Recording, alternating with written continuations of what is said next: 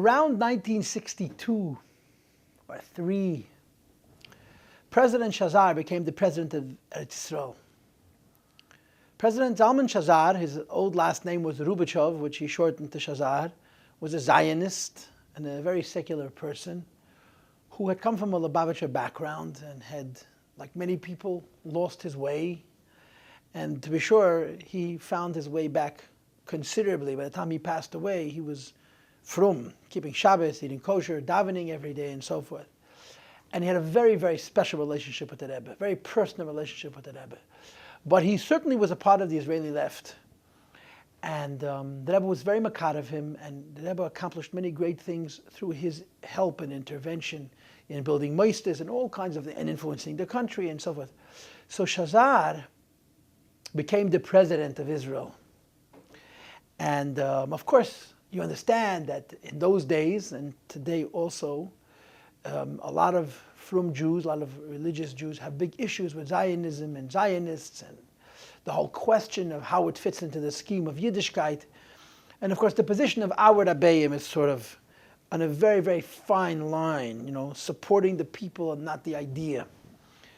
So when Shazar became the president of Israel, the Rebbe spoke by Fabrengen. And he spoke about the idea of ha'oila l'gedula moichalan le'al kol aveinosov. When a person is given a position of leadership, he's forgiven for all of his averis. In other words, Shazar becoming president means that moichalan le'al kol aveinosov. But the Rebbe started off that sikha with a typically Rebbe-esque introduction. He said, quote, Ich hab doch lieb zu kriechen in enge Erter, which means in English, I have a special pleasure of creeping into narrow spaces, which meant the Rebbe knew full well that talking about Shazar's ascent to being the president of the modern state of Israel and saying Moichel Kol Aveinosov was going to get him into a lot of trouble. But he did it anyway because he felt it was true, and the Rebbe doesn't show fear of anybody in anything. So we like to creep into narrow spaces, and that's about exactly what we're about to do. You may have noticed that this Maamar is very short. It's a grand total of 20 lines, but it is pure cryptai. This entire Maamar is Kabbalistic, and we're creeping into a narrow space, and hopefully when we're done, you'll still be tuned in and with us and not frustrated and overwhelmed and, what is he talking about? Let me give you background. The Alter Rebbe was a most unusual human being. His distinction has many aspects, and one of them is his incredible exactitude. It was a passion of his. Everything had to be perfect. And this wasn't egocentrism. This was the pursuit of emes, the truth. And everything in his life was a struggle for perfection that only a man as great as he could have pursued, and certainly only a man as great as he could have actually achieved. Everything in his life had to be absolutely precise.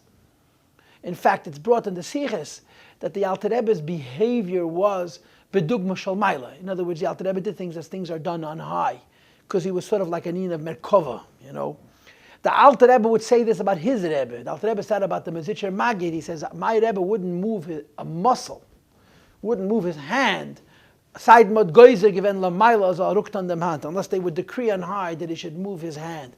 And the bittul, the degree of connection between the Magid and the heavens was such that every single tnu, every single aspect and motion that he took reflected what was happening on high. In fact, of course, there's the famous story that he once lay down for a nap on a Friday afternoon, and according to Kabbalah, it's a time to rest. And a Baran HaGodel, a Baran Stolin, a Baran Karliner was sitting in the Mezitcher Magid's Beis Medrash saying Shir HaShirim. So the Magid sent him a message saying that he has to stop saying Shir HaShirim because his Shir HaShirim is making a größer Rash, la Mailo, nich ken nit schlafen. The Baran HaGodel, Shir HaShirim, was making a great tumult on high, and the Magid couldn't sleep. So I think from the Frierdiker Rebbe says, Shema Mino, we learn a few things.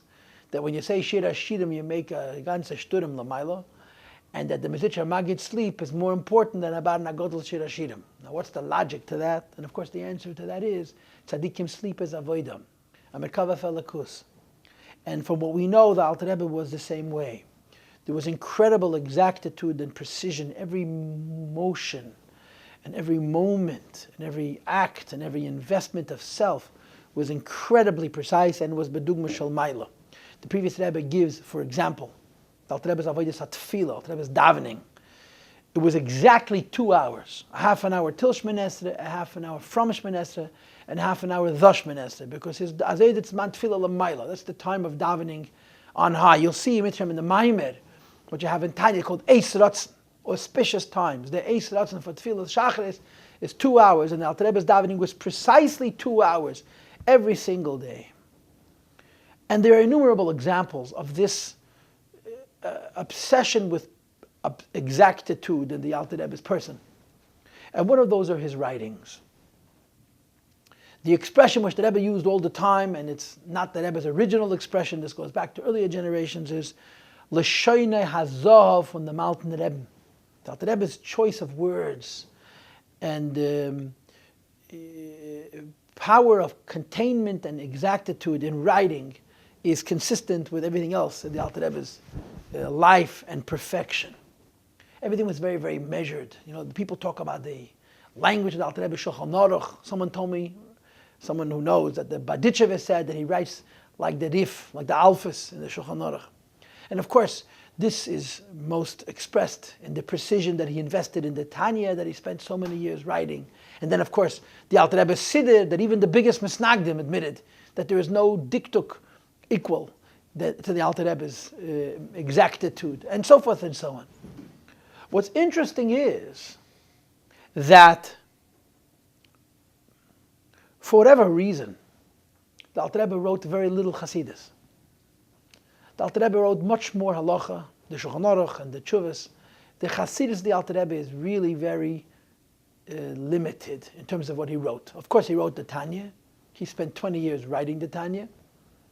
And then he wrote letters, especially for the solicitations, for the tzedakah, that he was raising for all types of causes, including Tzidkas Eretz Yisrael, supporting the Moses in the Holy Land.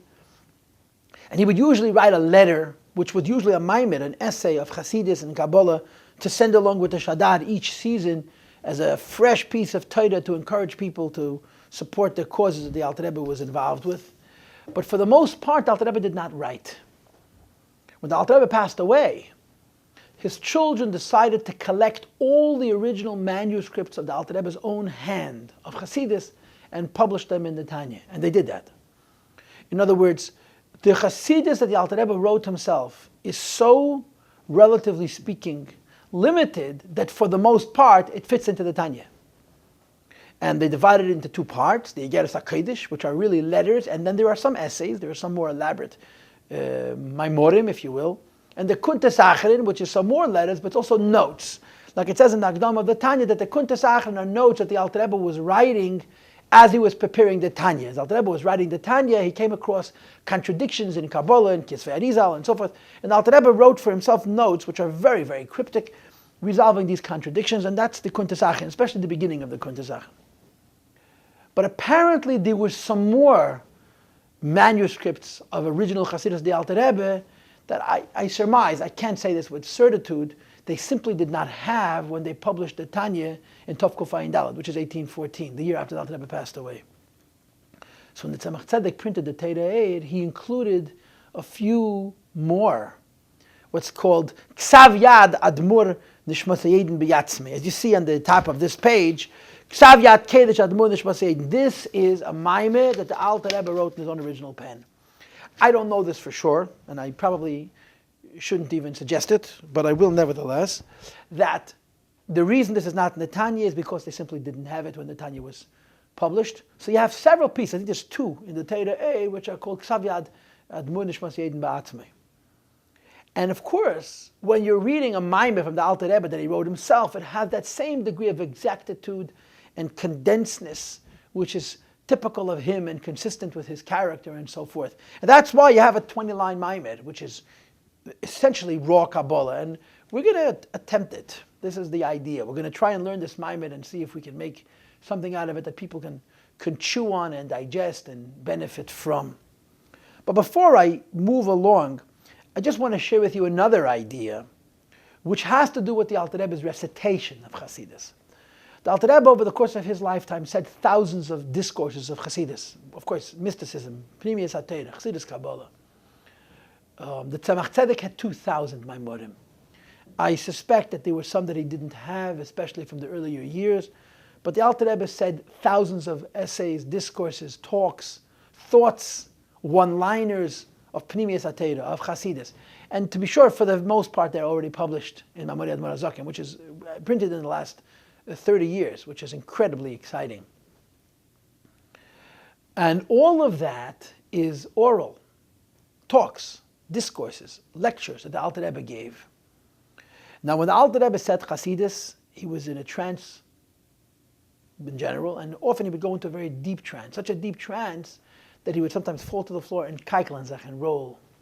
And there was a particular chassid by the name of Rabbi who was incredibly dedicated to the Alter Rebbe, who was very close to the Alter Rebbe. That when the Alter Rebbe would fall to the ground and roll, he would literally roll with him to hear the words that the Alter Rebbe was saying as he was in his dveikus. And the Alter Rebbe had a very, very strict policy, very strict. He wanted his transcribers to write what he says verbatim, word for word. In other words, they were expected to listen to what he said and just write it down exactly as he said it. If there was a sentence that wasn't finished, if there was a thought that wasn't completed, if there was an idea, there were random words, just write it the way I said it. And they did. There were 5 transcribers whom the Alter Rebbe recognized. 2 were his sons, the Mittel Rebbe, the oldest of his sons, and the youngest of his sons, Reb Moshe. 1 was his brother, the Maharil, the brother closest to him in age. The Alter Rebbe had 3 brothers, but the brother closest to him in age was the big chassid, the Bidul Leib. 1, of course, was his grandson, the Tzemach Tzedek. And the 5th was this chassid, the Pinchas Reis, the Pinchas Shklava, the Pinchas Shik. There's a volume of Chassidus, Maimari Admur Azaken, Ksav Yad Harap. Harap means Harap Pinchas, which is an entire volume of Chassidus, of Hanochas, transcripts written by this chassid, the Pinchas Reis. He was very close to the Alter Rebbe. He was with the Alter Rebbe a lot.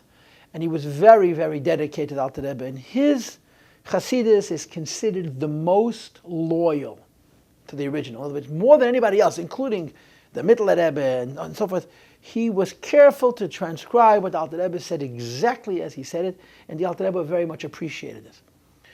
Incidentally, this explains why Chassidus seems to be emphatically non-grammatical. Any person who studies Maimonides Chassidus finds that the Hebrew is a disaster. It's just not the Hebrew. You know, the Alter Rebbe was so particular about grammar. You read his Maimorim, and it seems like whoever wrote it didn't know the first thing about Hebrew grammar. If you'll pay attention, you realize it's grammatical. It's Yiddish grammar. Because whoever was transcribing would write word for word the Yiddish in English. Yiddish is full of double negatives, like nisht faran. There isn't existent. So in Hebrew that becomes lo yesh. It should be ein. There isn't, and instead it isn't yes or narvaden, elarak, only. And it's full of double negatives. And if you understand the evolution of the language, you can begin to make sense out of it. But the Alter Rebbe wanted his transcribers to be loyal to his original verbatim.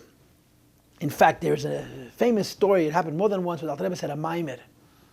And he had no recollection of the maimer. And he asked to see the transcript, and he said it's a good maimer, it's well organized. Because when he said the maimer, he was totally in another place.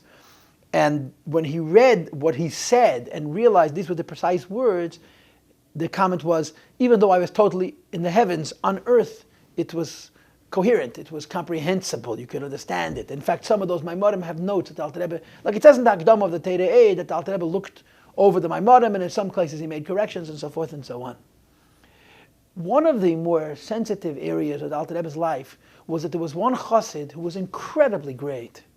His name is Rabban Alevi, Rabban Strasheler, Rabban Alevi Horowitz. In the Beis Rebbe, he's called the greatest of Talmid Admor Azaken. He also wrote Maimorim, and his Maimorim are published in the various Sfarim for the Strasheler. And in fact, I know as a matter of fact that the Rebbe, our Rebbe, was very involved in reading the Strasheler's Chassidus, and he used to say Zeir Atif and Sefer. He was a very great Gaon and Tzaddik and Kodesh. And he was not particular about Lashon Harav. He wasn't particular about preserving the language of the Alter Rebbe. And the Alter Rebbe objected very strongly. and he prohibited him from writing Chassidus. It's a long story with not such a happy ending, so I won't share it with you, but what's relevant is how particular he was about language. The Rabbi Strashella used to complain that the Mittel Rebbe also would write very, very long versions of the Alter Rebbe's concise Maimorim. Says the previous Rebbe, but by the Mittel Rebbe, can menzelin oisius harav vipedal. You can count the original words of the Alter Rebbe like diamonds, like pearls. In other words, the Mittel Rebbe may make out of one line a page, but you can identify the original words of the Alter Rebbe. They're always there, preserved, Lashon Harav.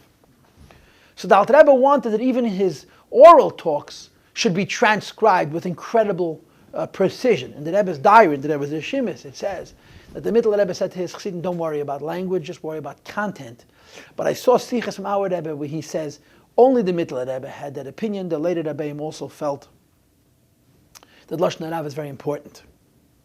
But there's no question that even though it's true that the Alter Rebbe in general wanted his words to be measured and preserved precisely, there is something special about an original Maimer that the Alter Rebbe not just said, but actually wrote. And this is one of the few in Torah Or, which is Lashon Harav, and we're going to, with the help of God, of course, attempt to learn this Maimer. This Maimer is an rendition, it's an explanation of the Aron HaKodesh, of the Holy Ark, and particularly the cherubs, the Cherubim and the Kapedas, the deck which was on top of the Ark, and what they represent and what they mean mystically. In a word, in a sentence, the physical Ark and the Cherubim, the cherubs which sat on top of it, represent the Merkava, the chariot. All of us are familiar with the idea that there's something called the divine chariot, on which, so to speak, the presence of God is manifest, like you have in Tanakh, in Yecheskel, and in Yeshaya, and so forth. The physical representation of the Merkava is the Aron HaKodesh, is the Holy Ark. And the cherubs, which the two wings, which were Seichachem Bechanfeim, which hovered above them, which, so to speak, on which the Shechina rested, Reicha Varovas. And of course the idea is that God doesn't need a seat. We need for God to have a seat, because by God having a seat, so to speak, He's coming closer to us and having a relationship with His world. As the story goes, and I've told it to you several times already in these series of classes, that the Baal Shem Tov once asked a Parish, how he's doing. And he wanted him to say, thank God. And the Parish told the Baal Shem Tov not to waste his time. And the Baal Shem Tov said to this Parish, quote, "Was nimmst du zu bei dem Rabbeinu Shalom dein Parnasa?" Why are you depriving God of his livelihood? So he looked at the Baal Shem Tov like, what is that supposed to mean? And the Baal Shem Tov said, the Pasuk says, V'yata kodesh yoshev tehilas Yisrael, which means God is holy, and holy means removed from the world. Yoshev, what causes Hashem to descend, is tehilas Yisrael, the praise of the Jewish people. In other words, the notion of a chariot, of a merkava, of a seat, of a throne, in as much as Hashem is concerned, God doesn't need a seat. We need for God to need a seat so that He should descend and have a relationship with His world. And there's a Merkava in Atzilus, a Merkava in Bria, a Merkava Yetzira, a Merkava in Asiya. And of course, when the Beis HaMikdash stood, the cherubs, the Keruvim, which sat on top of the Holy Ark, were the Merkava on which the Shechina manifested in the Beis HaMikdash, in the Kodesh HaKadoshim, and so forth and so on. However, there's a very, very big difference between the first Beis HaMikdash and the second Beis HaMikdash. In the time of the first temple, the Holy Ark sat in the Holy of Holies, and the Shechina was obviously and visibly manifest in the Keruvim which sat in the Kodesh HaKadoshim, in the Holy of Holies. So the Rebbe writes in Tanya chapter 53, Perek Nun Gimel, that the presence of Shechina that was on the Keruvim in the first Beis HaMikdash was not b'derech hishtalshlus, was not through the chain reaction of worlds. Which means, in other words, the level of Shechina that sat in the physical Beis HaMikdash was the same as the level of Atzilus. Even though Atzilus is higher than Bria, and Bria is higher than Yetzira, and Yetzira is higher than Asiya Ruchnis, which is higher than Asiya Gashmis, it was Shalei B'derech HaShtashus. In the physical Beis HaMikdash, you didn't have the Shechina, which is appropriate for Asiya, you had the Shechina of the highest realm. Ein Sof was physically present in the Beis HaMikdash. In the second Beis HaMikdash, in the second temple, the Holy Ark was hidden away, and it wasn't present. So there was also the Shechina in the Beis HaMikdash, but it was B'derech Hishtalshelus Eilumis, which meant that the Shechina, which is an Atzilus, was compromised in the Merkava of Bria, and further compromised in the Merkava of Yetzirah, and further compromised in the Merkava of Asiyah Ruchnis, and only then did it manifest in the Beis HaMikdash HaGashmi. So this Maamar, which is going to discuss how the Kruvim and the Oren are a Merkava for the Shechina, is primarily the version of it which was in the first Beis HaMikdash, where you had the Aron HaKodesh, the Holy Ark, in the Holy of Holies. And inside the Holy Ark, of course, you had the Sefer Torah, and also, more importantly, the Luches HaBris, the tablets of the covenant between the Jewish nation and God, which is a bond of an essence to an essence. And because of that presence, the godliness which is present in the Holy of Holies was the highest level. And our Maamar, of course, is going to explore this notion of the Kruvim being a Merkava. Now,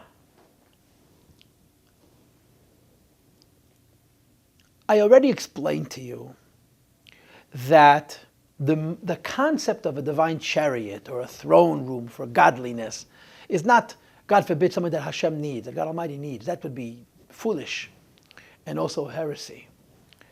It's a vehicle through which we have a possibility of having a connection to Him, which is because there is a place for the Shechina to manifest, there's a place we can, so to speak, come and meet the Shechina.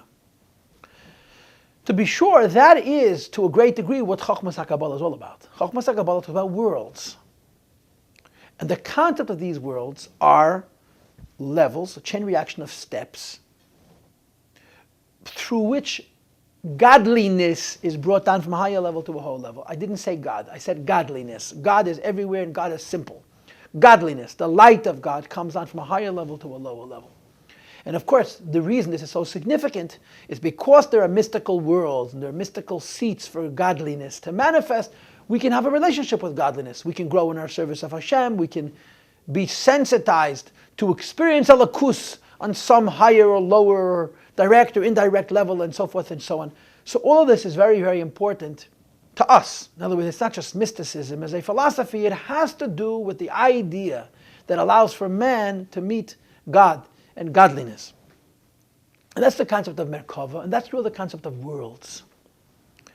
Now, an alternative form for the same, when we talk about the chariot and the worlds, and the idea that godliness meets us, so we can have a relationship with Him, one of the classic models for this is what we call Adam Ha'elyon, the supernal man. Adam Ha'elyon means that godliness manifests in a form which is anthropomorphic. And I've explained it to you so many times. The anthropomorphic model means right, left, center, top, middle, bottom, which means order and balance, division, and at the same time unity and cohesion, and bittul, humility, which allows for a deeper kind of a unity. And through the model of Adam Ha'elyon, godliness manifests sufficiently for you and I, Adam HaTachten, or at least for big tzaddikim who are Adam HaTachten, to be sensitized to experience godliness as it manifests through Adam Ha'elyon. And that is also basically the concept of a Merkava, the same principle. But there's another aspect to it. And that is the idea of the male and female, the masculine and feminine aspects of Merkava and Adam Ha'elyon. Let me begin with this commentary, this little thought. The Arizal, of course, is the source of the deepest Kabbalah. Chassidishe Chabad is based on Kabbalah Arizal, also Kabbalah Ramak. There's a letter from the Baal Shem Tov where he wrote to a Menagid that his Torah is a combination of Kabbalah Sari and Kabbalah Ramak. But in Chassidishe Chabad, Arizal is a Pesach Achen, there's no doubt about it.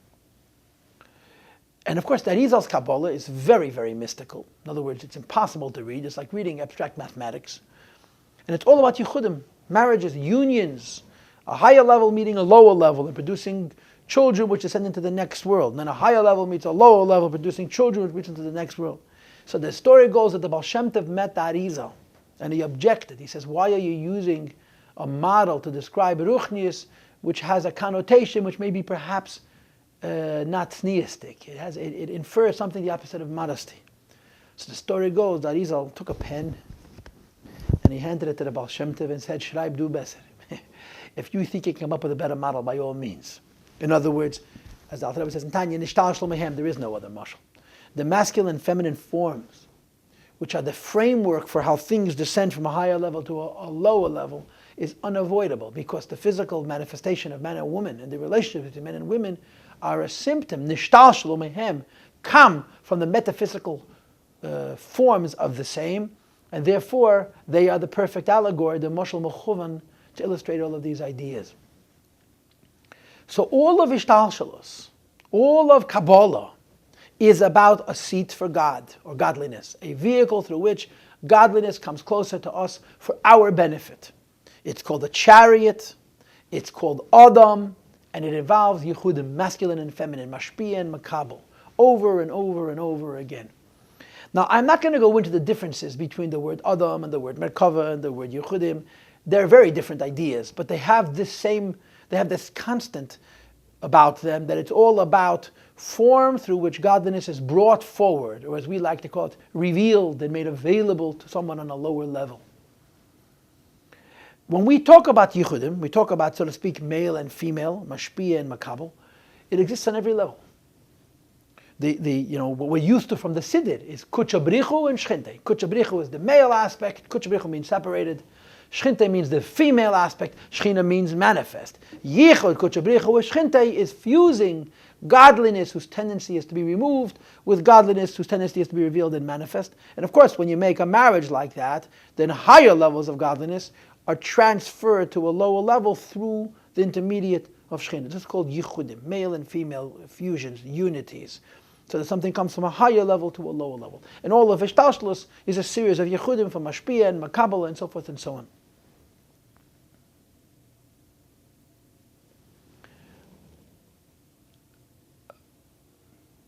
There are, of course, many levels. And in each level, you have the Merkava, you have the Adam, and you have the Zachar and the Keva, the Zav and Nukva, the male and female. There are higher levels and lower levels. There's an interesting mashal brought in Chassidishe Parshah that speaks about big mirrors and little mirrors. Maras gedolos and maras ketanis. The word mara doesn't actually mean a mirror. It means a tool through which you see. A mirror is a classic example of that, but a telescope or a microscope or any kind of looking utensil is also the same. What's the difference between a big mirror and a little mirror? A big mirror mirrors an image. The little mirror mirrors the same image, except that in the big mirror, the image is large. And in the small image, the image is small, but it's the same image. It's a full image. Similarly, as you go through Hishtalshalos, you have many worlds, many Merkavas, many Adams, many Yichudim, Zachar and Nekeva, but on higher levels it's larger, and on smaller levels it's in miniature. This is not only, of course, a physical allusion to space. This is a metaphysical allusion. Higher levels are much more infinite and much less related to us. Lower levels are much more contained and have more of a relationship with the finite, but all of them are complete Adams, complete Merkavas, complete Yichud Zachar and Nekeva. They're complete systems in grand forms and in miniature forms.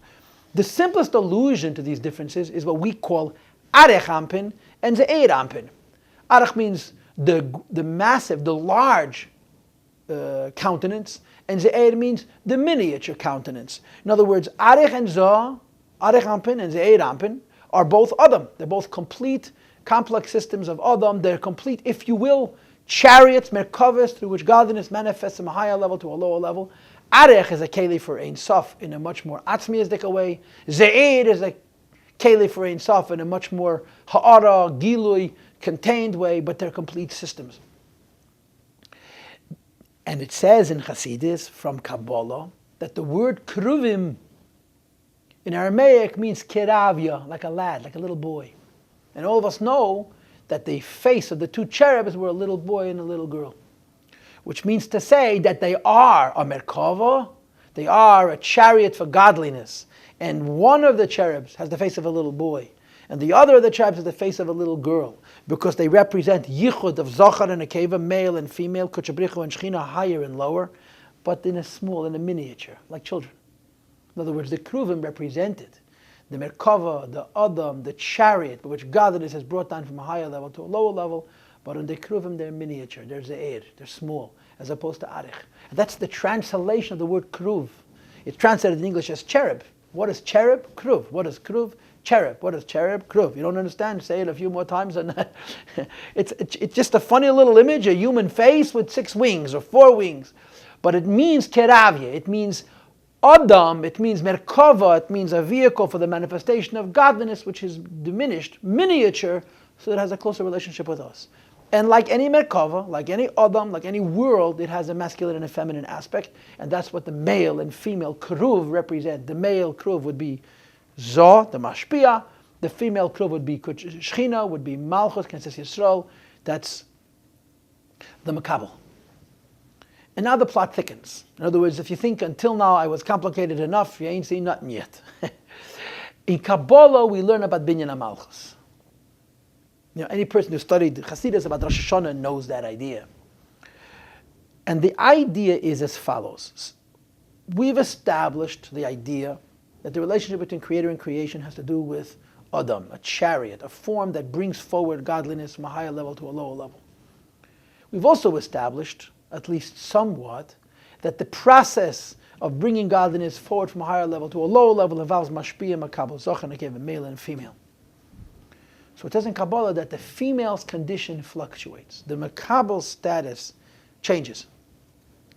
And the Rosh Hashanah, you want to expand the female, you want to build up the female to make her a full partner with the male so that she can receive everything that the male gives, so that when she transmits to the next world, her transmission should be complete based on what she's received from her male counterpart. And of course, the metaphor for this is Adam and Chava. Chava and Adam, according to one opinion in the Gemara, which Rashi brings, which is the opinion that Chassidus focuses on, one of those great mistakes that Jews make, and I hate to say it, the mistake is based mostly on Christianity, that Chava was created from a rib of Adam. There's no such opinion. Chava and Adam were created as Siamese twins attached at the back, the spinal column. They were complete human beings back to back. In fact, it says in Sfarim they could have had children as they stood acha b'acha back to back. But they couldn't have had a relationship. Adam was bigger and stronger, so he could have schlepped Chava around, and their influence, their interaction would have been very basic. Just to produce offspring, there couldn't be an intellectual relationship between Adam and Chava. There couldn't be a more meaningful, passionate relationship with Adam and Chava. So he separated them. This is called nisira, separating them, so that they could face each other, pana and bepana. They could have a much more intimate relationship. And man and woman, and of course we mean this in the mystical sense, could be equal. Everything that the masculine aspect of godliness has, the feminine aspect of godliness is able to receive. And the collective of Klal Yisrael, we as a people are called Knesset Yisrael. We are all the feminine aspect. In other words, this is not about man versus woman. In mysticism, all of the Jewish people are the wife, so to speak, of Zeir Anpin, of the miniature form of Adam HaElyon. So originally, Adam and Chava were physically attached at the spine, but their relationship was reduced, acha b'yachid. Hashem separates them to reunite them in what's called panim b'panim. So it says in Kisvei HaRizal that there are 7 aliyahs, 7 levels of ascent from Malchus to Zoh. In the relationship between the masculine and female and feminine aspects of godliness. And of course the idea is that whatever the male aspect gives the female aspect will result in what the female aspect can give the lesser worlds, has everything to do with the feminine aspect's capacity to receive. In other words, you're listening to me now for 33 minutes and 47 seconds, approximately. You cannot repeat of what I have said more than you've grasped. And I hope it's considerable. And if it isn't, it may not be your fault, maybe mine. But let's not go there, that's a personal issue.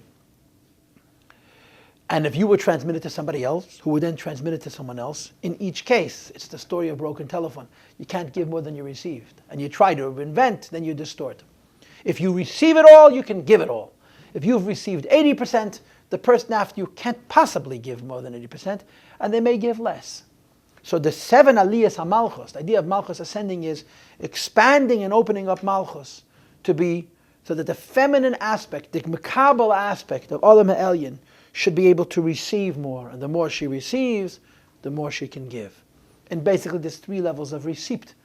You receive the action, you receive a gift of emotion, and you receive a gift of ideas. Chabad, Chagas, Nehim. And if the nukva is receiving only, it has a capacity to receive only Nehi, she can only give Nehi. If she has the capacity to receive also Chagas, she can give that as well. And if she has the capacity to receive Chabad, she can give that as well. And then, of course, there's the Katnus of Chabad, and the Gadlus of Chabad, the Gadlus Eimon, the Gadlus Abba. Once you start learning Kabbalah, it never finishes. And according to Kabbalah, there are 7 stages of the feminine aspect of Adam Ha'elyon, or the feminine aspect of the chariot being raised up, where she's bigger and more capable to get, and correspondingly bigger and more capable to communicate. And the 7 aspects go into 2 broad groups. The first 3 are Acher Ba'acher, and the last 4 are Panim B'Panim. There's Acher Ba'acher Nehud Tachas HaYasei, there's Acher Ba'acher, which is only Tachas HaChaz, there's Acher Ba'acher, which is also Heiri Shainis. If you don't understand it, don't worry, I don't understand it either. And then there is 4 Madreges of Panim B'Panim, Panim B'Panim Nehud Tachas HaYasei, Panim B'Panim, which receiving only the Hei Achrenis Menachaz Olamata, and Panim B'Panim, which receiving the Heiri Shainis as well. And then the Aliyah HaShviyas, the 7th ascent, is called Shavim B'Kei Masan Kesed Echad L'Shneim. Now this is Kabbalah. And Kabbalah, of course, is important. Everything is important. But to learn this Maamar, we don't need to delve into this that much. What we need to know is, number 1, we're dealing with Kabbalah. Kabbalah means the anthropomorphic or the metaphysical forms that bring godliness closer to us. Yoishev Tehillas Yisrael. Basically, it's called Adam. There's a lot of levels of Adam. There's Arich, and there's Ze'ed, there's large, and there's small. Alternatively, and in a different way, we have the concept of Merkava, of a chariot that carries godliness from a higher level to a lower level. And then also the idea of Mashpia Makabel, Zocher Rekev, is Eirampin and Nukva. And that in the relationship between the higher aspect and the lower aspect, that facilitates the transmission of godliness from a higher space to a lower space. At the lowest world should receive the maximum light. It has everything to do with the preparedness of Nukva. The more the feminine aspect gets, the more the feminine aspect can receive. In other words, the more compatible the female Keruv is with the male Keruv, the more she receives from the Mashpia and the more she's able to transmit to us. This is basic Kabbalah. So if you look at the Maamar, on line 1, it reads, and I'm finally getting to the text, Kishahanukva, when the feminine aspect of the divine chariot, he Knesset Yisrael, which is the collective of the Jewish people, and of course the masculine aspect is Adam Ha'elyon, Atzilus, Zoh.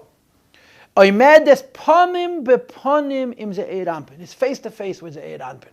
In other words, she's in a position where she's able to receive Nehi, Chagas, and Chabad. Her vessels, the Lashon is that there's Binyan HaMalchus to be Esther Nekudas, not just Nekuda Achas, and not just Vav Ktzavis, but Esther Nekudas. Everything that Mashpia has, she has vessels to receive. In psychological terms, think of it as a man and a woman who are connected intellectually, emotionally, sensually, and practically. Those are different dimensions of humanhood. Not all couples connect on all levels. When you have a comprehensive relationship between a Zochar and a Nekeva, that's a metaphor for Malchus being Panim B'Panim Emzah. But there are different levels. Panim B'Panim Emzah is Aliyah Hadal and Aliyah Hey. Then there's something called Shavin B'Kei Masan, where they're of equal height.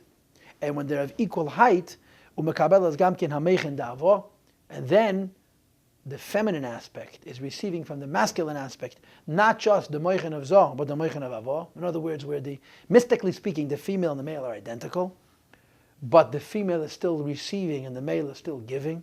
And then there's a final level, V'kesed echad l'shneim, and they share one crown. Sharing one crown is where the feminine aspect is not receiving from the masculine aspect, but she's receiving from the source of all. So, for the techno precisers, I didn't want to say techno freaks, there are actually 3 levels here. Panim B'Panim Emzah is Aliyah Hey, Daled V'Hei, Shavim B'Kei Masan be Aliyah Havov, and Kesed Echad L'Shneim is Aliyah Hazayin. And I want you to know that in some Maimorim and Anat, you have it in Hebshchaim Beis, when you have the Aliyah HaShviyas, the Malchus not only is receiving directly from Kesed, but she's actually higher than her husband, higher than Zah. As this Maamar finishes. What's important for us is the idea that in the Merkava there's a Mashpia and a Makabel.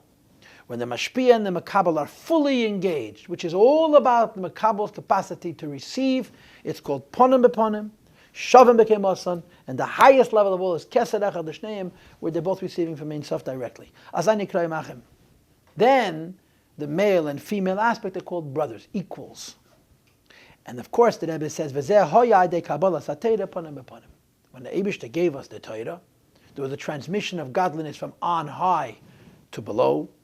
In order for Hashem to give us the Torah, the Shechina aspect of godliness, the feminine aspect of godliness, had to be fully developed to receive all the Ein Sof of the masculine aspect of godliness, so that she can transmit it to us.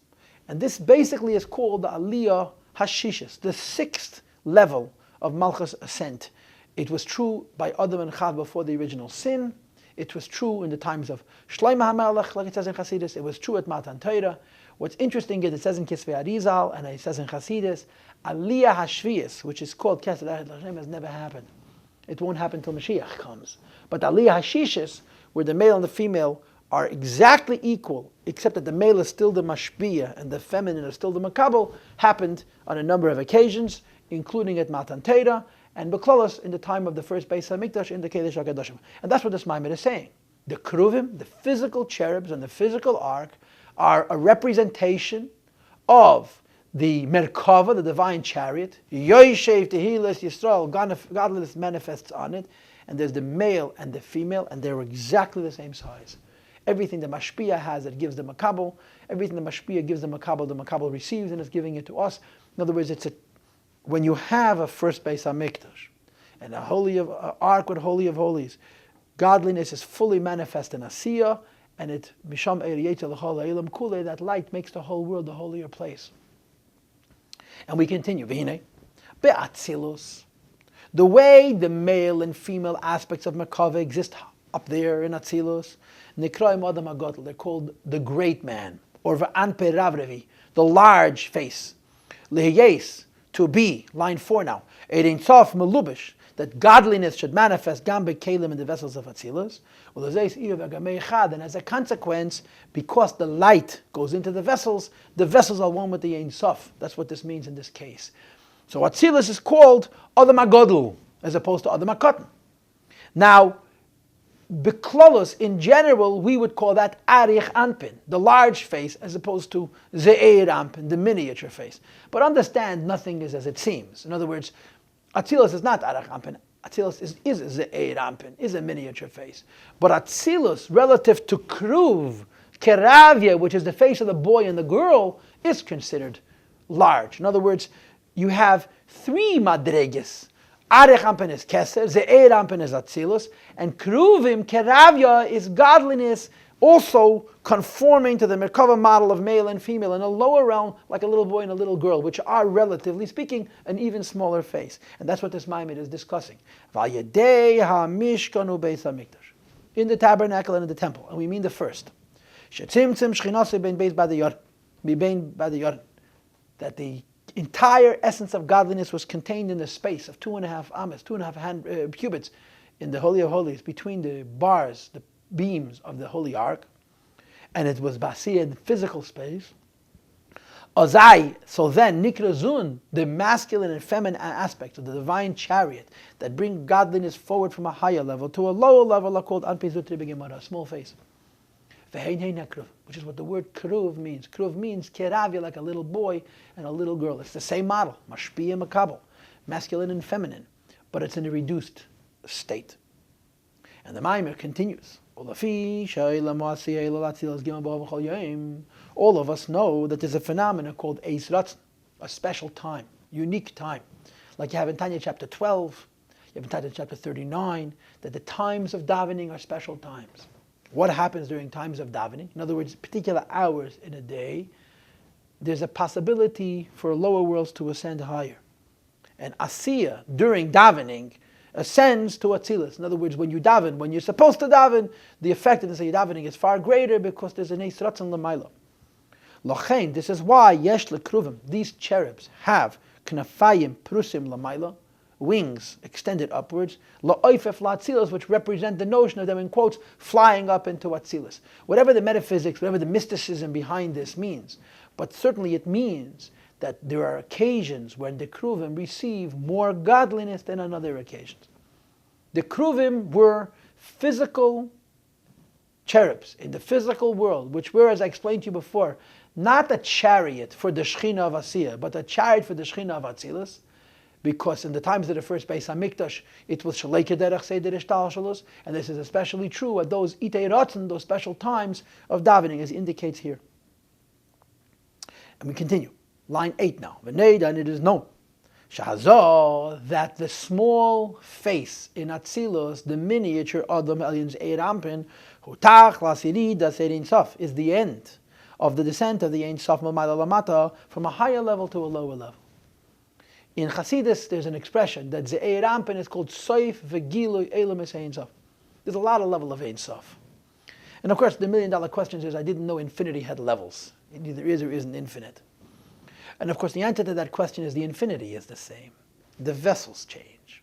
And if the vessel is more low and more elaborate, the Ein Sof has to be more open, more revealed in order to be manifest.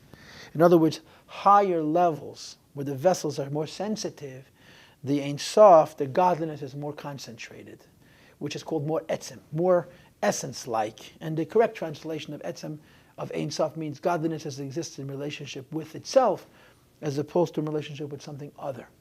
Atzilus has vessels. They are other, they are separate from the Ein Sof, and when the Ein Sof manifests in the vessels of Atzilus, it has to go through a change called Gilui, Ha'ara of the Mahus of Ein Sof. Godliness has to be revealed for the vessels to be able to receive it. So it says in Kabbalah that the end of the Ein Sof, in terms of Ishtalshlus, is Eir Ampin, is Od Atzilus. Now, parenthesis, the Rebbe has a diary. Our Rebbe has a Reshimis. And although this is not my job, and this is not the time and place, if you don't read the Rebbe's Reshimis, you have no idea what you're missing. And to be honest, the Reshimis shouldn't be read, they should be studied. Although it seems like the previous Rebbe is telling the Rebbe's stories, there's incredible revelations that were not known until now in the diary. In some place in that diary, there's a one-liner. The previous Rebbe must have told this to the Rebbe. It has no connection to before, no connection to after. It's one of those one-liners right in the middle of the Reshimis. I don't remember where it is, but it's the kind of thing that most people would just skip. And the line says, Zah hu seif elam es Ein Sof. The end of Ein Sof is Zah of Atzilus. There's no Ein Sof in the lower worlds. Ein Sof's lowest level is called the revelation of the Ein Sof, because higher levels of the Ein Sof are called etzem of Ein Sof, more concentrated levels of Ein Sof. The fancy Hasidic word that represents it is muhus.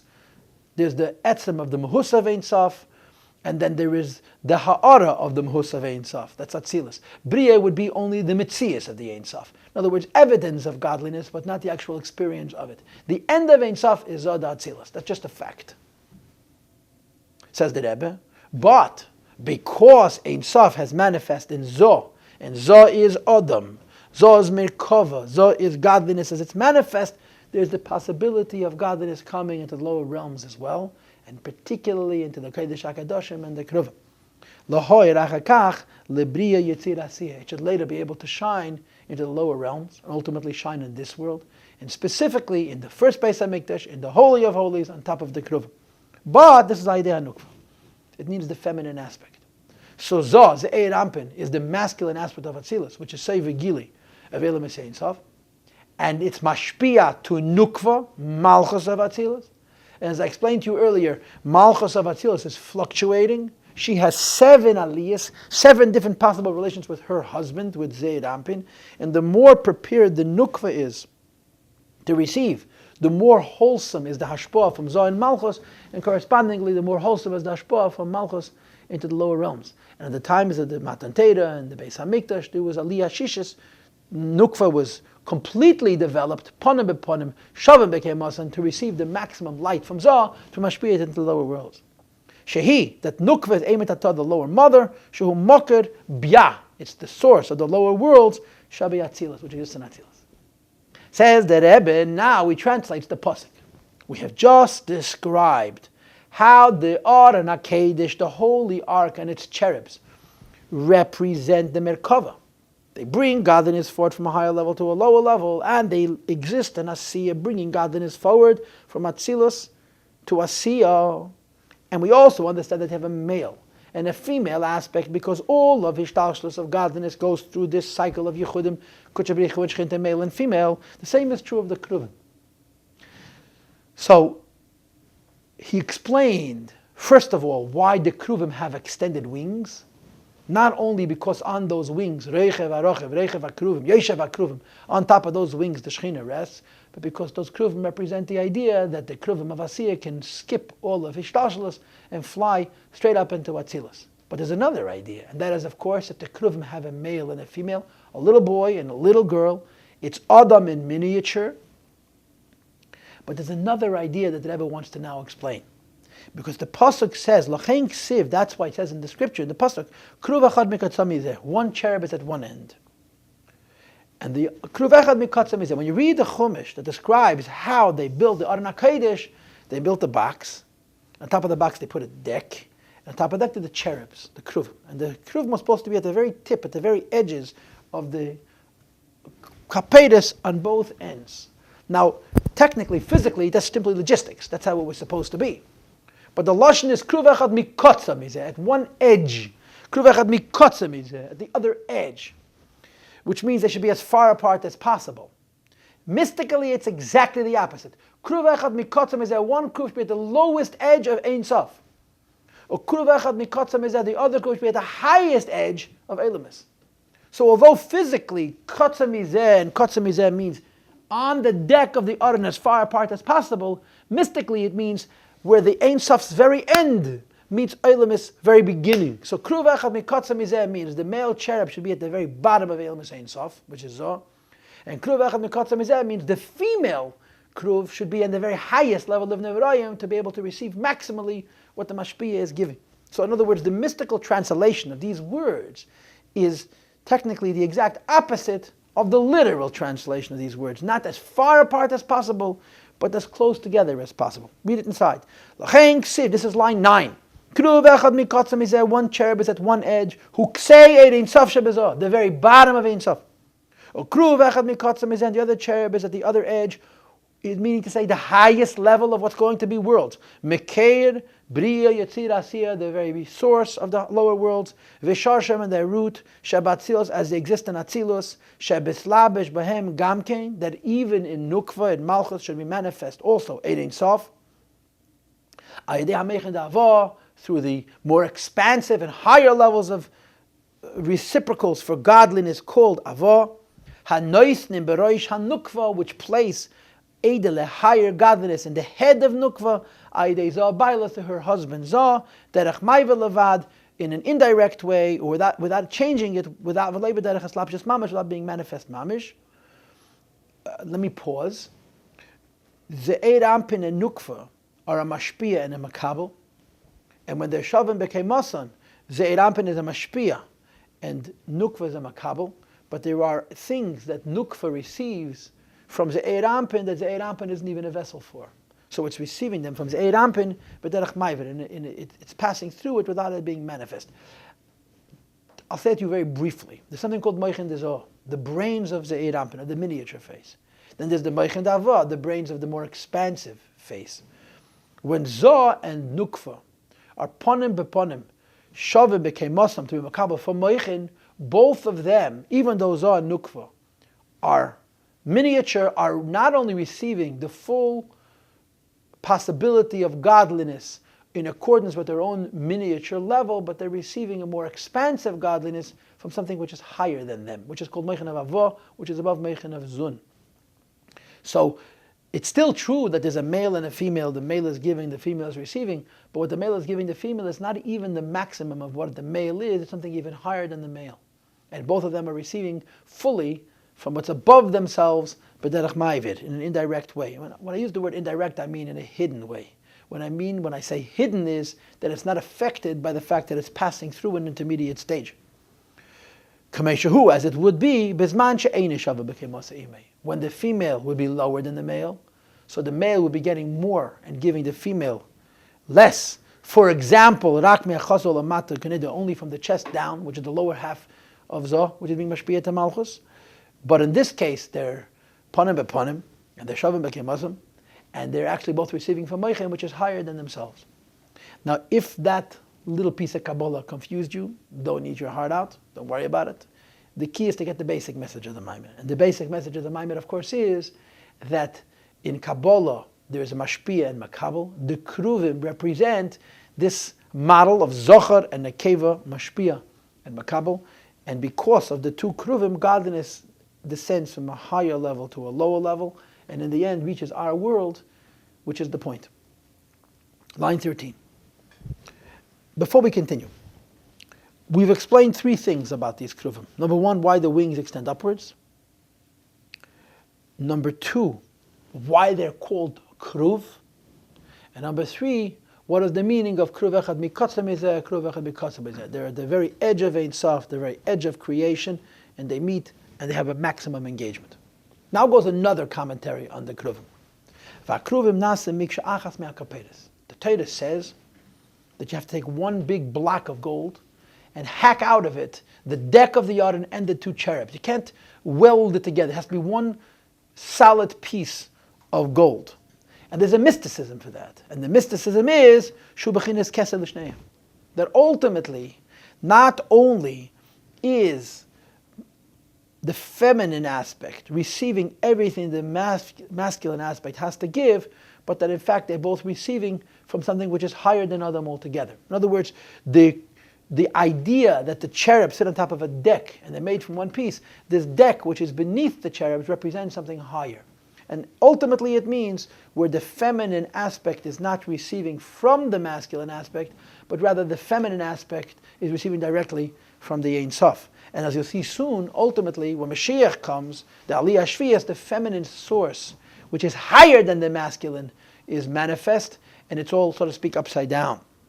V'gam b'chinas makiv, and also the hovering dimension, which is al haluchas shaba'aron, which represented or were present because of the luchas in the tablets of the covenant which were in the ark, shem b'chinas yisei daba, which are very high level, chokhmah v'atzilus, sheneslapshu ba'asiyah, which were manifest in this, the lowest world, b'zman ha'mishkan v'ha'mikdash, in the time of the first Beis HaMikdash, ubizman aliyas HaKeruvim, when the Keruvim ascend into Atzilus, heim mailim, they affect a further raising up, gam ha'kapedes v'haluches la'atzilus, that the deck and the luches should also ascend into Atzilus. L'chein ksiv, therefore it's written, seichechim b'chanfeim al ha'kapedes, that they hover with their wings over the kapedes, meaning to say, shakapedes eilimon, that the kapedes ascends with them. So the fourth aspect is that the cherubs, the Keruvim, represent Merkava, masculine and feminine, Mashpia, Makabel.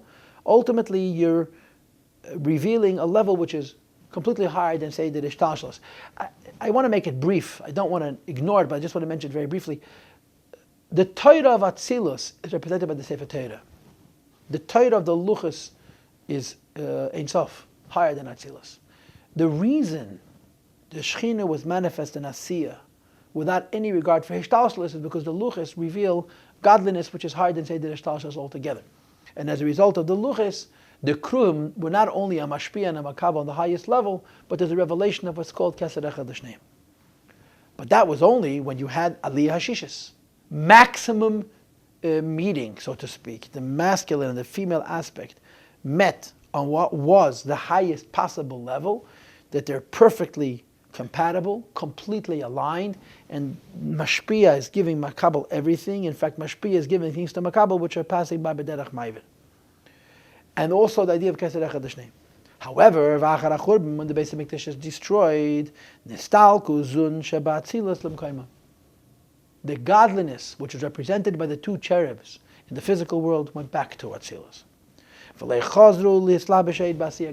And they did not come back into the physical world. When the second Beis HaMikdash was built, there were no Keruvim in the Kodesh HaKadoshim. Ki nignezu HaKeruvim, the cherubs were hidden. And as a result, the godliness of Shechina, which comes into Asiya, and the second Beis HaMikdash, is much, much lower than the godliness of Shechina, which was present in the first Beis HaMikdash. So now we don't have a physical Aron, which allows for Ein Sof to be manifest in the physical world as was manifest in the times of the first Beis HaMikdash. Concludes Alter Rebbe Elarak, however, even now, even in Golus, there is a Shechina in this world, but it's rak b'pchinas pnimiyas ha'elamis, in the inner dimension of the world. In other words, it's not something which you can experience in the outer world. You can only experience in the inner world. And what is the inner world? It's in the Torah. Shalatanoim of the Tanoim shall be made by his Sheni in the times of the second Beis HaMikdash, va'acharav, and later. That the Chazal say that Mishachara Beis Hamikdash Ein Leil HaKadosh Baruch Hu Be'elam Al Da'at Amos Halachas Bilvad. The Beis Hamikdash was destroyed. There's no place for Shechina except where Torah is. And simply speaking, this means that only those who have a connection to Torah on this level can experience the Shechina. But there's a more complicated meaning. And the more complicated meaning is that just as there's no godliness revealed in the Beis Hamikdash, there's also no godliness revealed in the Torah. In other words, Torah has a face upon him. The face of godliness, of Torah is godliness. Torah has an achad, a rear. The rear of Torah is seichel, human intellect, human scholarship, and human effort at interpreting the Torah. When the Beis Hamikdash is destroyed, godliness is gone from the Beis Hamikdash, and the godliness is concealed from within the Torah.